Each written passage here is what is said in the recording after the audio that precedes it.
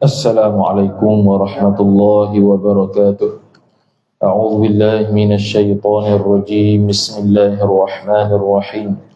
Alhamdulillahi rabbil alamin wassalatu wassalamu ala asyrafil anbiya'i wal mursalin sayyidina Muhammadin wa ala alihi wa sahbihi ajma'in. Subhanaka la ilma lana illa ma 'allamtana innaka antal alimul hakim. ولا حول ولا قوة إلا بالله العلي العظيم.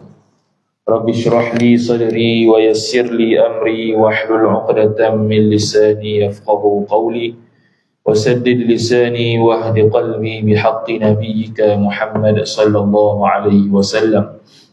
اللهم أغننا بالعلم وزينا بالحلم وأكرمنا بالتقوى وجملنا بالعافية.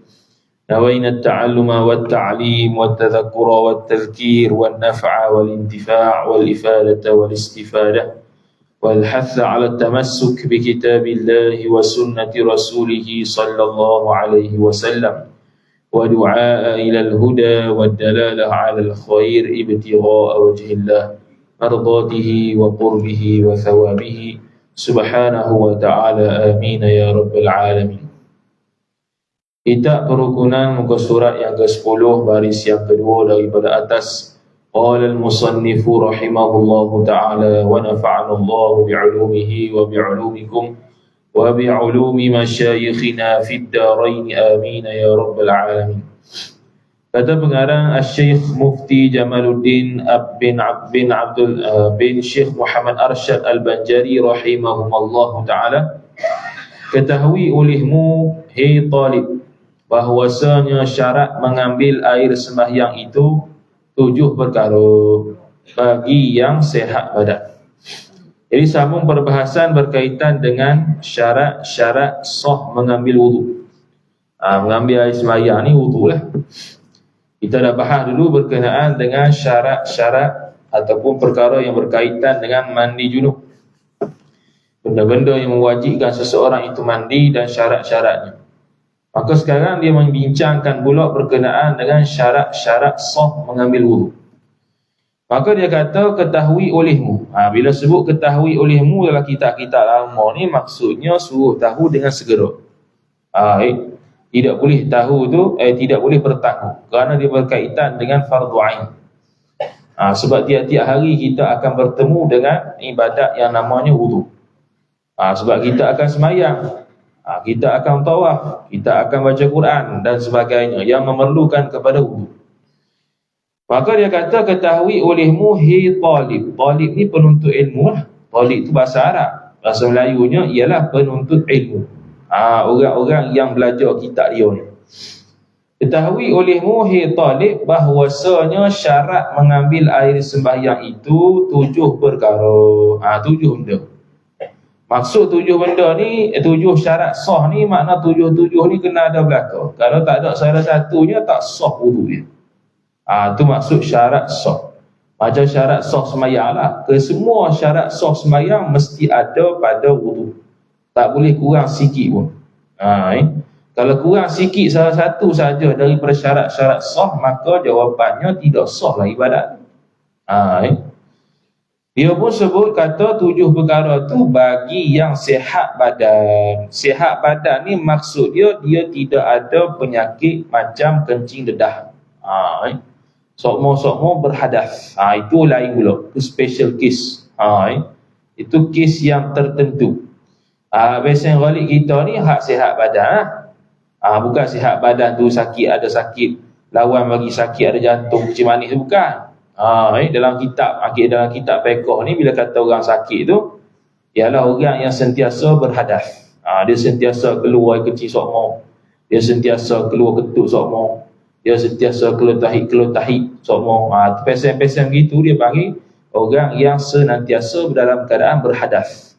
Maka dia nak sembahyang, dia nak ambil wudu, ada cara yang tertentu, ada tambahan syarat. Yang kita nak bahas 7 benda ni ialah bagi orang yang normal, bagi orang yang biasa, yang sihat badan. Maka dia kata, dan 8 perkara bagi yang sentiasa berhadas. Bagi orang yang sentiasa sokmo berhadas ni, tambah satu lagi untuk menjadikan syarat sah, untuk menjadikan wuduknya itu sah. Itu untuk orang yang sakit, itu orang yang sentiasa berhadas. Kemudian dia kata, dia pun bahas syarat sah yang pertama. Pertamanya ialah Islam. Kalau dia tengah-tengah ambil wuduk tu dia murtad, maka tak sah lah wuduk dia. Orang kafir ambil wuduk tidak sah lah wuduk dia. Kerana syarat sah untuk wuduknya ialah mesti dia orang Islam. Iaitu daripada awal basuhan muka sampailah ke kaki tu dia dalam keadaan Islam. Begitu. Tak ada satu pun di basuhan-basuhan anggota wuduk ni dicelahi dengan dia tu tidak Islam, kafir. Maka tiada sahlah air sembahyang daripada kafir, daripada orang yang kafir i'tiqad. Dia panggil kafir i'tiqad. Ada lagi satu lagi dia panggil kafir nikmat. Kafir nikmat masih Islam. Kafir nikmat ni dia menggunakan nikmat Allah Subhanahu Wa Taala ke arah benda maksiat. Tu kafir nikmat.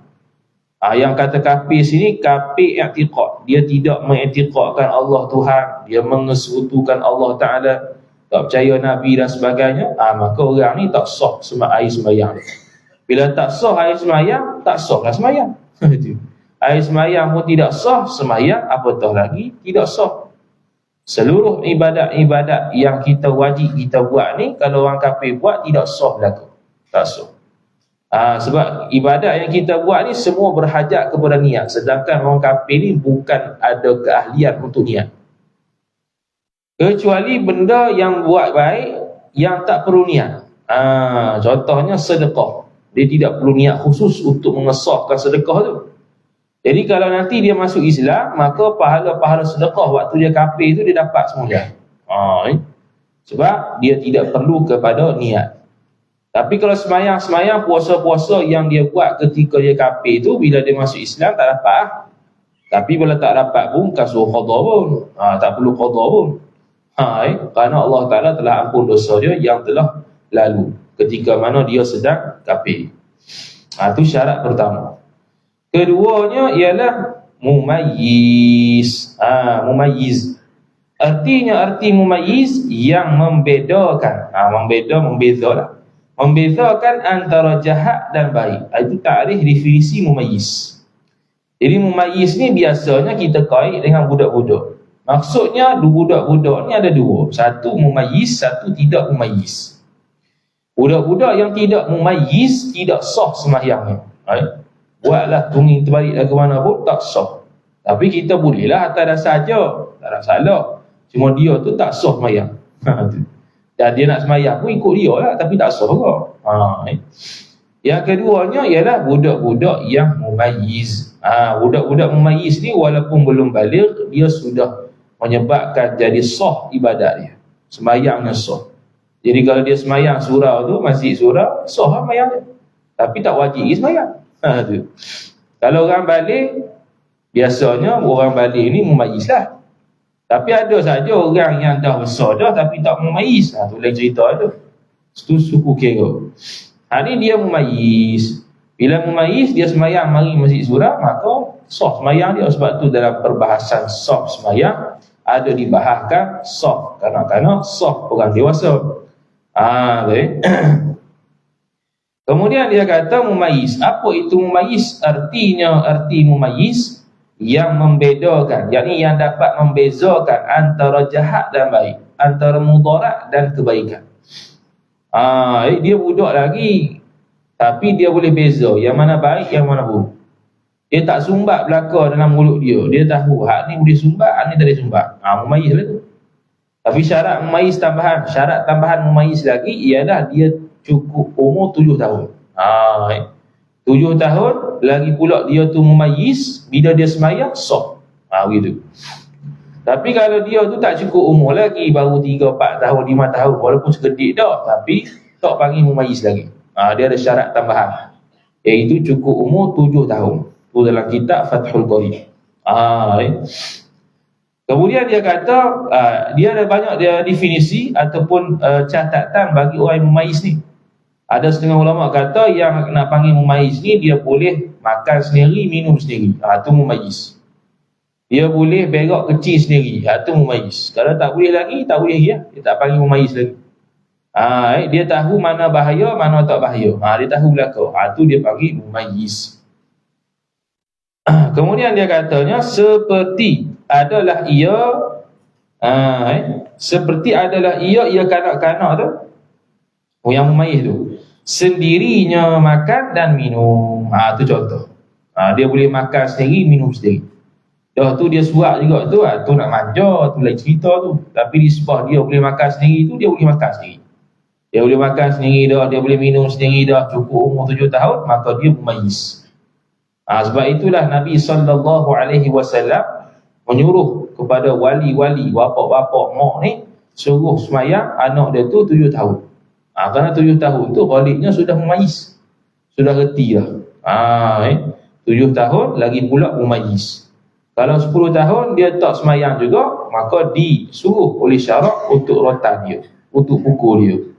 Pukul terhadap bahagian yang tidak dilukai, yang tak boleh luka, yang tak boleh sakit, yang tak boleh cacat, dan pukul dengan kadar untuk memberi pengajaran, bukannya untuk seksa, bukan. Dan bersuci, dia boleh suci sendiri, basuh kecil berak sendiri. Dia tu mumayyiz. Kalau tak boleh lagi kecil berak sendiri tu, tu tak mumayyiz lagi, masih memerlukan kepada bimbingan mak pak dia.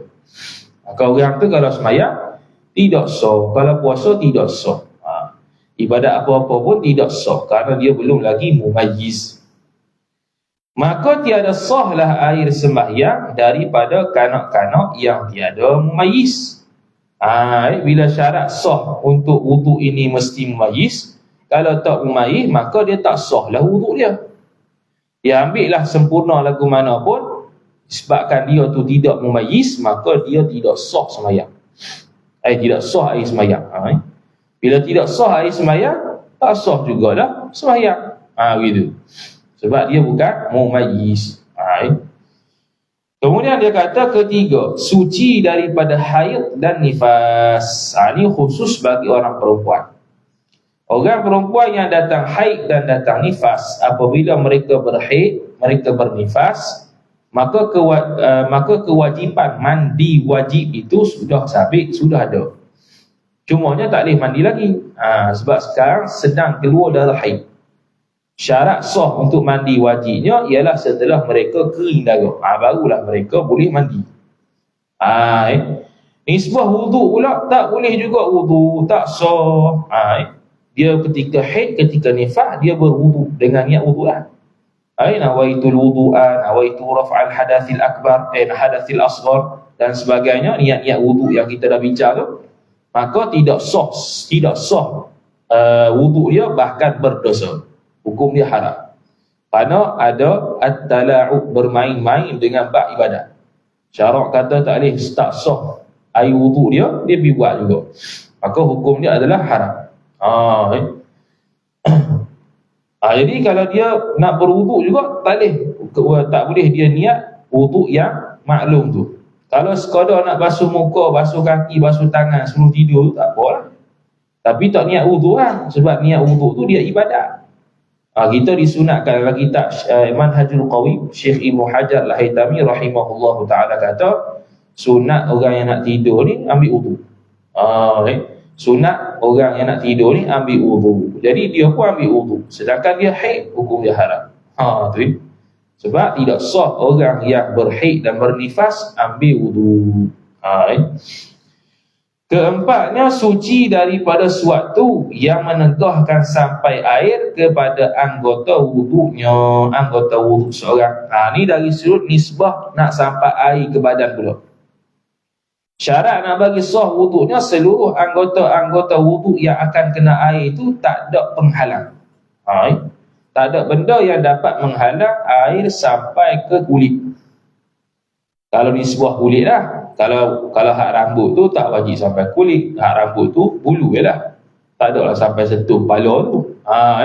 Tapi kalau kepala tu nak sapu tu, sapu di bahagian kepala, bukan di bahagian bukan kepala, rambut tu.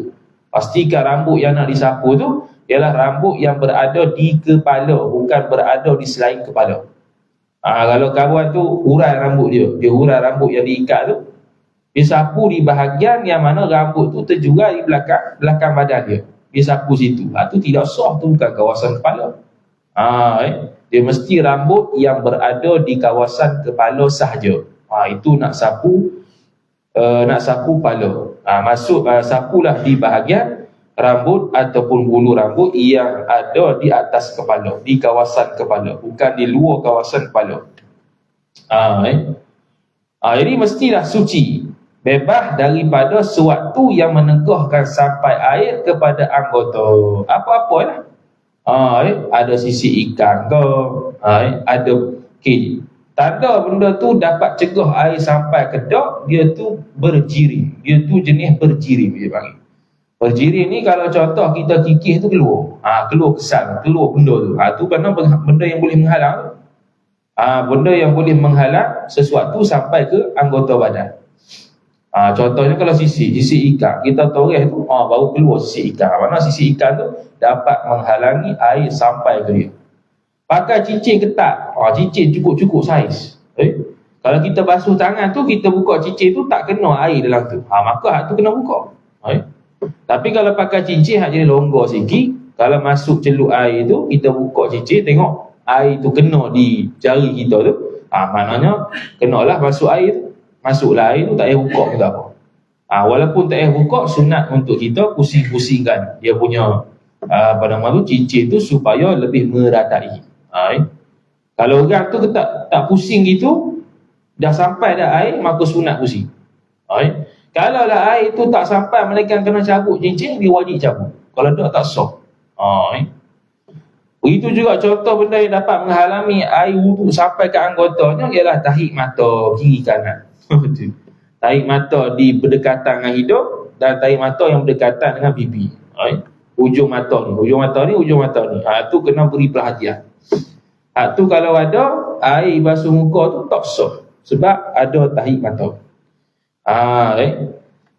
Jadi apa sahaja yang dapat menghalang air sampai ke anggota badan ketika wudu, itu tidak sah. Dia kena buang tu dulu. Dia pun bagi contoh benda yang dapat menghalangi sesuatu daripada sampai air. Dia kata seperti lilin. Lilin hak kerah tu lah, hak putih tu, ada melekat tempel di tangan kita, di kaki kita, tempat yang nak kena sentuh air wudu. Kita pun basuhlah tangan. Basuh tangan tak gosok contohnya. Basuh kat kolam, kita celup je, celup. Benda tu dah ada lagi. Sekira-kira kalau kita cabut benda tu, kawasan tu tak kena air, maka tak kena air tu tak sampai air, tak sah wudu kita. Kalau benda yang menghalangi air sampai ke anggota badan tu ada di tangan. Muka tak ada, kita pun basuh muka. Muka basuhannya sah. Mari tangan kanan tak ada penghalang tu, kita pun basuh tangan kanan. Tangan kanan kita sah dibasuh. Tangan kiri kita ada penghalang, ada hak lilin tu. Kita pun basuh-basuh, tak angkat sekali benda hak lilin lekat situ, tak sampailah air, maka tak sah tangan kiri. Bila tak sah tangan kiri, sapuan kepala pun tak sah. Sapuan kepala tak sah, basuh kaki pun tak sah. Kemudian bila dia pergi, dia sedar, ada lilin sini, tak cabut lagi. Jadi adakah dia kena mula balik wuduk pada awal? Tak payah. Dia kena basuh tangan kiri saja. Tangan kiri, lepas tu sapu kepala balik, lepas tu basuh kaki balik. Sebab yang sahnya basuh muka dengan tangan kanan, tangan kiri yang tak sah. Tangan kiri dan ke atas. Tangan kiri, kepala dan kaki. Itu yang tidak sah. Sebab apa boleh sambung? Sebab tidak syarat dalam wuduk ni mualat. Bukan kena ambil berterusan. Mesti mualat. Tidak. Mualat tu sunat saja. Jadi kalau dia tu ambil mualat sunat dia basuh muka tak ada kering lagi, basuh tangan tak ada kering lagi, sapu kepala tak ada kering lagi, basuh kaki, tu mualat dia panggil. Tanda-tanda tak mualatnya ialah anggota yang kita basuh tu kering.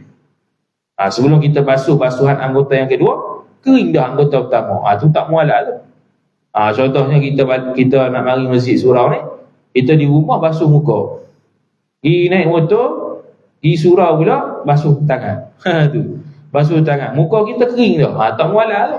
Dah kering dah muka. basuh tangan kanan. Saya dekat-dekat maghrib, basuh tangan kiri pula. Lepas tu, lepas azan pula, basuh sapu kepala. Dekat-dekat kat rumah, barulah basuh kaki. Sah wuduk dia, walaupun tak mualaf. Tapi tak ada sunat situ. Yang sunatnya mualaf. Kemudian, ataupun kapur. Kapur ni benda bertokok. Ni semua benda bertokok belakang.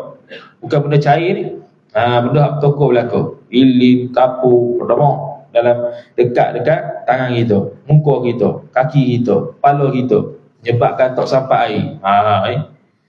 Ataupun daki yang di bawah hujung kuku.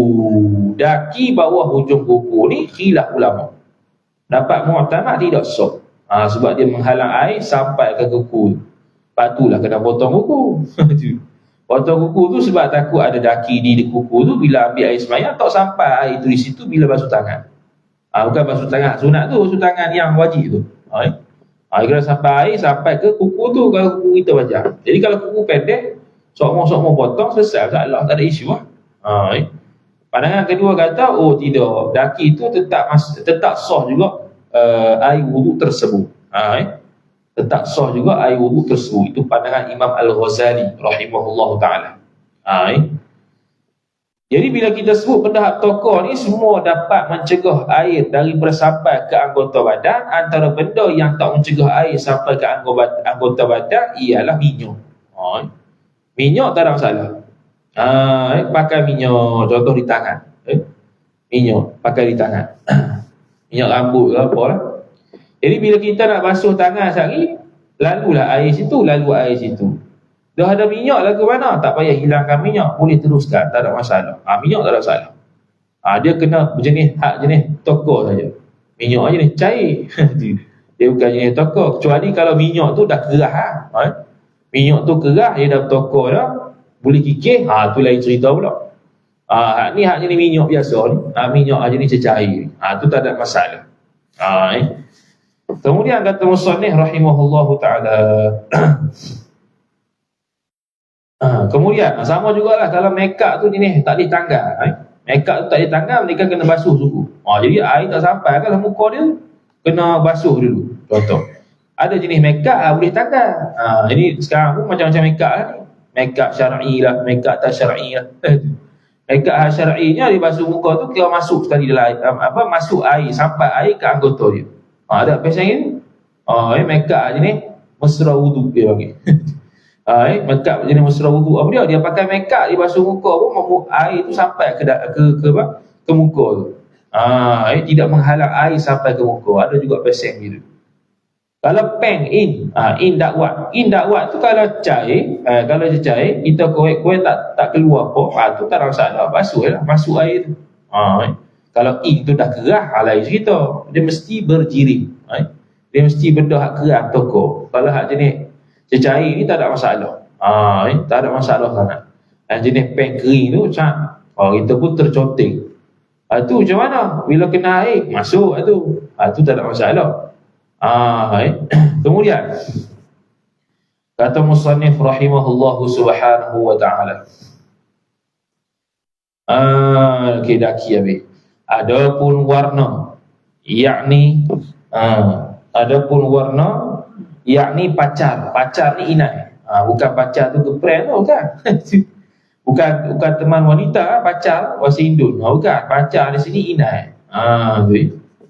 Jadi warna yakni inai yang pada anggota wudu itu. Inai mana ni? Inai ada dua. Inai hak jenis tokor tu, inai yang dah jadi sebati dengan jari dia. Yang sebati tu tak apa.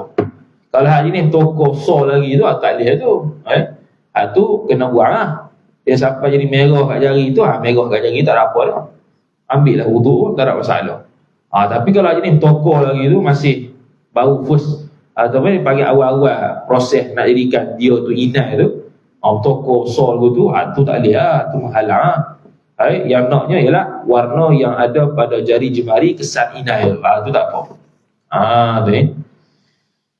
Jadi dia kata pacar yakni inai yang pada anggota wudu itu tiada menegahkan sampai air kepadanya, kepada pacar kepada anggota wudu tu. Tak menegah sebab dia jenis lekat dah di jari, dah tak masalah.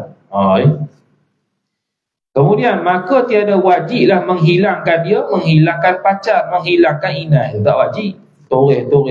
Ada jenis orang perempuan dia tak belajar mana. Dia nak ambil wudu, dia pakai inai. Apa dia buat? Dia pergi toreh. Dia pergi toreh sampai hilang.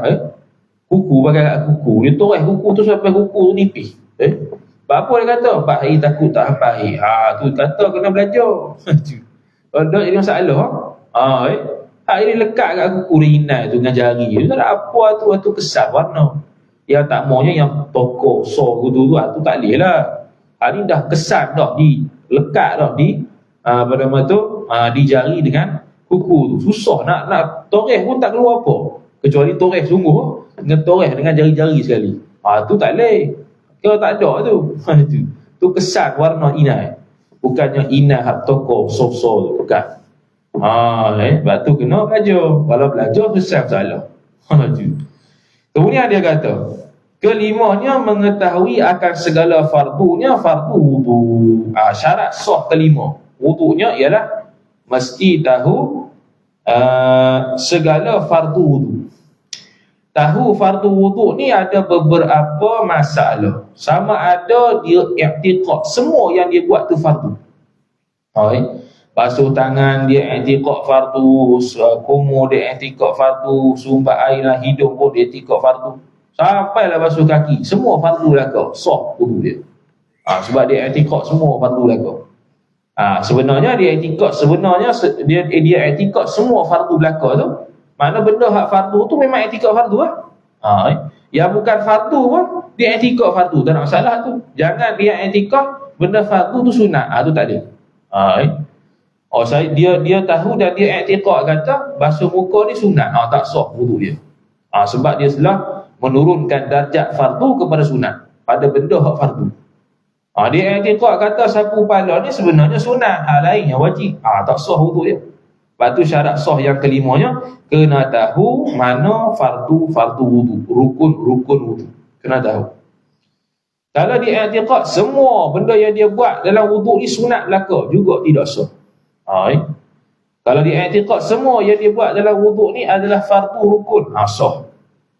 Kalau dia i'tiqad sebahagiannya fardu, sebahagiannya sunat, tetapi tidak menentukan mana hak fardu, mana hak sunat, sah di sisi orang awam. Sah juga. Kalau untuk orang alim, khilaf ulama, adakah sah ataupun tidak. Dia tahu ada wajib, ada sunat, tapi dia tidak tentukan mana satu hak wajib, mana satu hak sunat. Maka orang awam sah. Orang alim khilaf, adakah sah ataupun tidak. Kalau dia tentukan hak fardu sekian-sekian, basuh muka, sapu kepala dan sebagainya, hak sunat sekian-sekian, maka sah wudu dia kalau fardu tu betul. Kalau benda hak dia tentukan fardu tu betul, iaitu basuh muka, basuh tangan, sapu kepala, basuh kaki, tertib, cukup, selesai, sah. Tak cukup salah satu tu pergi ke sunat, tak sah. Itu syarat sah yang kelima. Keenamnya, jangan mengiktikadkan yang fardu daripada perbuatan air semayang itu sunat. Ini lebih kurang sama ni. Jangan i'tikad benda fardu dalam wudu tu jadi sunat. Jangan. Hak sunat kita i'tikad fardu tak apa. Hak sunat yang kita i'tikad sunat tak apa. Jangan hak fardu kita i'tikad sunat. Itu tak boleh. Tak sah wudu. Sama jugalah semayang, sama je. Ketika mana kita semayang, kita i'tikad rukuk tu sunat, tak sah semayang. Kita i'tikad salah satu daripada rukun semayang tu sebenarnya sunat, tak sah. Kalau dia i'tikad semua fardu belaka, sah semayang. Kalau dia i'tikad semua sunat belaka dalam semayang tu, tak sah semayang. Dia i'tikad sebahagiannya fardu, sebahagiannya sunat, tanpa ditentukan mana fardu, mana sunat, sah untuk orang awam. Itu ya, sama ya. Kemudian ketujuh, dengan air yang suci menyucikan dua air. Air yang suci lagi pula menyucikan. Apa beza suci dengan menyucikan? Suci ni makna air itu sendiri suci. Dia tidak najis. Tu maksud dia. Air itu suci dan tidak najis. Bila kata air suci, masuk bila air teh, air kopi, air biasa, air mineral masuk habis. Air suci. Kalau air teh tu tak suci, tak boleh minum lah kita tu. Jadi air suci tu masuk habis belaka. Air teh, air mineral. Itulah dia tambah lagi menyucikan. Bila menyucikan, air teh tak masuk lah. Air teh mana boleh buat wudu. Buat wudu habis kita tu, air teh tu. Air teh tu hanya suci tapi tak menyucikan. Kalau air teh tu dia panggil air yang berubah, dia panggil air mutaghayyir, air yang berubah, iaitu air yang suci tapi bukan air mutlak. Okay. Ya, asalnya air mutlak, air kosong, dia letak teh, kacang-kacang jadi air mutaghayyir, air yang sudah berubah daripada mutlak kepada benda lain, iaitu air teh. Tu. Jadi air teh hanya suci, tak boleh menyucikan. Air kopi hanya suci, tak boleh menyucikan. Air oreng hanya suci, tak boleh menyucikan. Yang suci dan boleh menyucikan air mutlak sahaja. Air putih tu. Air yang tak dicampur dengan najis, air yang bukan mustakmal, yang bukan bekas guna untuk basuh najis dan juga mengangkat hadas. Itu dia panggil air mutlak. Air mutlak ni bukannya bukannya nama air mutlak ni. Mutlak ni mana semata-mata air. Air mutlak ni bahasa Arab. Macam kita kata lah, macam kita kata air kosong. Macam kita kata apa? Sembahyang sunat mutlak. Sembahyang sunat mutlak bukannya kita niat usolli sunnatal mutlaqi, bukan. Sahaja aku sembahyang sunat mutlak dak. Sahaja aku sembahyang tu semata-mata sembahyang. Itu mutlak. Semata-mata sembahyang itu yang mutlak tu. Semata-mata air itulah mutlak. Mutlak ni tak ada kait apa-apa. Itu mutlak. Itu bahasa Arab. Jadi air mutlak tak ada kita kedai. Saya nak beli air mutlak tu. Tak cok itu.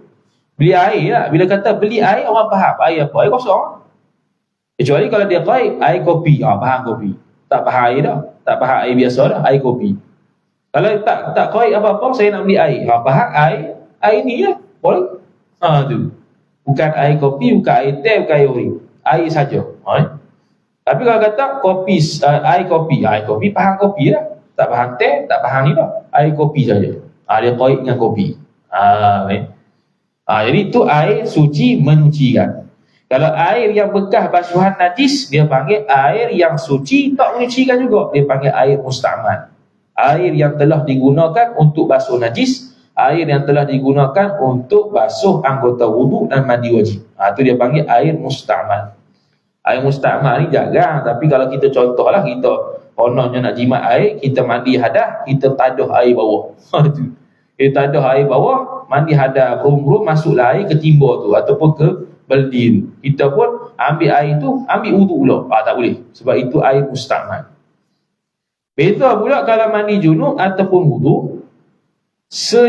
satu dua titik air yang bekas daripada basuh anggota wudu masuk ke dalam kolah kita. Tu tidak mustakmal air kolah tu. Kerana sikit yang masuk. Bukannya satu baldi masuk air mustakmal. Hak yang kolah kita hak besar tu, hak mustakmal tu termasuk 3-4 titik saja. Bukannya satu baldi, bukannya satu cawan. Itu tidak menyebabkan air kolah tu jadi mustakmal, tidak. Yang nak jadi mustakmalnya kalau banyak air mustakmal dalam kolah tu. Tu barulah tukar, ubah. Sama jugalah orang nak ambil air sembahyang dalam kolah. Kolah rumah sendiri hak kecil tu. Kolah rumah sendiri hak kecil. Jadi ketika mana dia basuh muka, dia nak ambil wudu, dia basuh muka. Selesai basuh muka, niat apa semua. Ketika nak basuh tangan kanan, maka ketika itu wajib dia niat cebok. Apa niat cebok? Wajib dia niat cebok tu untuk nak mengatakan basuhan tangan tu dia cedok air tu di kolah tu untuk basuh tangan di luar kolah, bukan nak basuh tangan dalam kolah. Bukan untuk basuh tangan dalam kolah. Kolah yang kita di dalam rumah tu, contoh kalau dia tidak cukup 2 kulah, tak cukup 200 liter, contoh.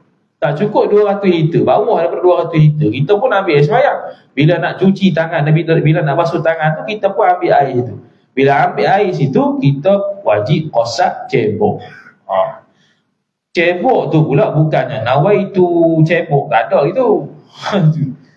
Niat kata nak basuh di luar, habis cerita tu ya. Niat kata nak basuh tangan di luar kolok ni, aku cebok saja. Lesai. Itu ya. Kalau tak niat juga, untuk orang-orang sah juga, kata Imam Ghazali rahimahullahu ta'ala. Tapi hak terbaiknya niatlah. Niat untuk basuh di luar kolok tu, bukan dalam kolok. Kalau kita cebok, itu kalau kurang air 2 kulah lah. Kalau air tu 2 kulah ke atas, 200 liter ke atas, tak ada apa tu. Ukur lah sendiri nanti. Cukup ke tak air kolah tu 200 liter ke tak? Kalau 200 liter selesai. Tak payah niat cebok, tak apa. Tu. Kemudian kata musannif rahimahullahu ta'ala. Yang ke-8 habis, yang ke-7. Yang ke-7 habis. Dengan air suci. Seperti yang tersebut hukumnya, hukum air suci menyucikan tu. Dulu kita sebut lah, panjang lebar. Beza air mutanajis, air musta'mal, air musyammas, air mutaghayyir, air mutlaq. Kemudian dia kata inilah 7 syarat wudu yang sihat badan. Bagi orang yang sihat, yang tidak ada sentiasa berhadas. 7 ni lah. Bagi orang yang sentiasa berhadas, dia tambah 1 syarat lagi. Maka dia kata ke-8, di dalam waktu. Wudu ni mesti dalam waktu semayang.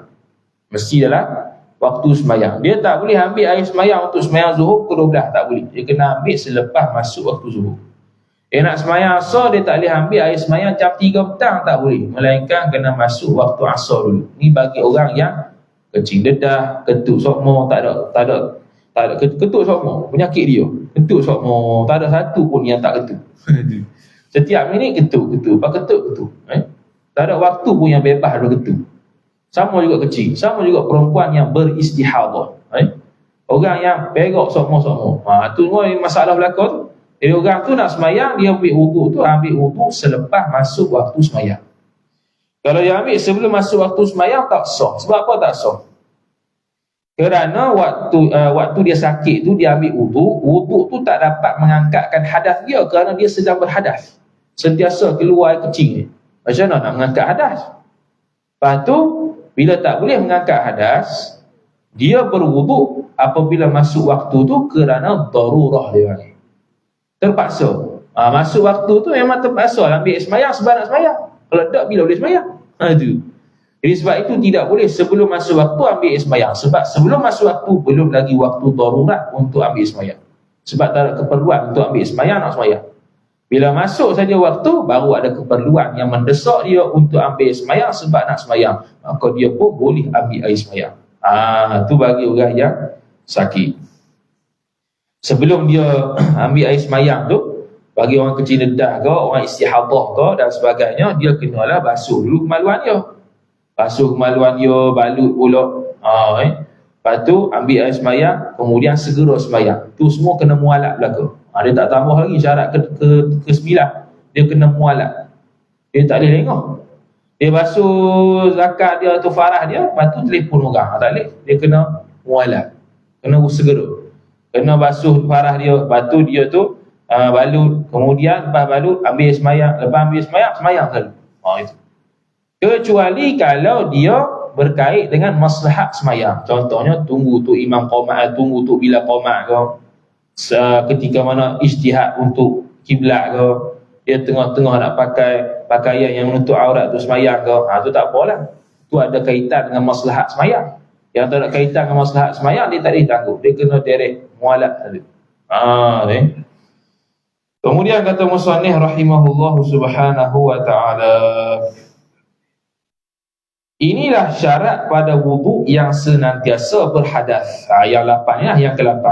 Yang ke-8 ni bukan hak ni 8 saja, ada daripada hak pertama sampai ke-8 ni. Ini untuk orang yang berhadas, sentiasa berhadas sokmo. Habis selesai syarat sah, maka dia pun sebut fardu rukun pula. Dia kata, adapun fardu rukun pada mengambil air semayang itu 6 perkara. Fardu rukun. Dalam mazhab Syafi'i, fardu dengan rukun sama makna. Fardu dengan rukun sama makna, kecuali dalam bab haji. Bab haji. Rukun haji, fardu haji. Rukun haji, fardu haji. Lain wajib haji, silap. Wajib haji rukun wajib haji dengan rukun haji. Lain. Rukun haji kalau tak buat tak sah. Jadi fasad haji tu. Wajib haji kalau tak buat bayar dam. Tu bezanya. Itu saja yang beza. Selain daripada tu dalam bab sembahyang kalau dalam bab puasa ke, rukun, wajib, fardu sama berlaku. Ini sama. Kalau mazhab Hanafi baru beza. Rukun lain, wajib lain. Sembahyang mazhab Hanafi, sembahyang fardu 5, sembahyang wajib lebih dari 5. Dia tak betul kalau orang kata mazhab Hanafi ni sembahyang lebih 5 waktu, wajib lebih 5 waktu. Bukan wajib. Sembahyang fardu tetap 5 waktu. Sembahyang wajib ada selain 5 waktu. Tu bahasa dia. Tak betul kalau orang kata mazhab Hanafi ni sembahyang dia wajib lebih dari 5. Tak, bukan lebih dari 5. Yang 5 tu fardu. Yang wajib tu selain daripada 5 tu, iaitu contoh sembahyang sunat subuh, dia wajib bukan fardu. Sembahyang sunat witir, dia wajib bukan fardu. Sembahyang sunat hari raya, dia wajib bukan fardu. Jadi tak betul lah bagi istilah mazhab Hanafi fardu dengan wajib lain. Bukan macam kita. Jadi tak betul kalau kita kata mazhab Hanafi ni ada sembahyang wajib, ada sembahyang yang wajib atas dia tu lebih 5 kali. Tak betul. Mayang fardu memang 5, hak wajib tu selain 5 tu. Tu cara bahasa dia. Yang wajib dengan fardu tu berbeza dalam mazhab Hanafi. Jadi kita nak bahas mazhab Hanafi kena pakai istilah mazhab Hanafi lah. Tak boleh guna istilah mazhab kita. Kemudian dia kata rukun ambil sembahyang tu 6. Perkara pertamanya niat. Kerana innamal a'malu bin niat. Hanya sahaja amalan itu berdasarkan niat. Niat tak ada, tak sah lah wudu. Ni yang dia panggil ibu segala ibadat. Segala ibadat yang memerlukan kepada niat tidak sah untuk dibuat oleh orang kafir. Hanya sah dibuat oleh orang Islam saja. Korban tak sah pada orang kafir, puasa tak sah pada orang kafir, zakat tak sah pada orang kafir, sembahyang tak sah pada orang kafir, sebab perlu kepada niat. Jadi rukun ni panjang. Jumpa lain kali insya-Allah taala. Wallahu taala a'lam. A'udzu billahi minasyaitonir rajim. Bismillahirrahmanirrahim. Alhamdulillahirabbil alamin wassalatu wassalamu ala asyrafil anbiya'i wal mursalin sayyidina Muhammad wa ala alihi wa sahbihi ajma'in.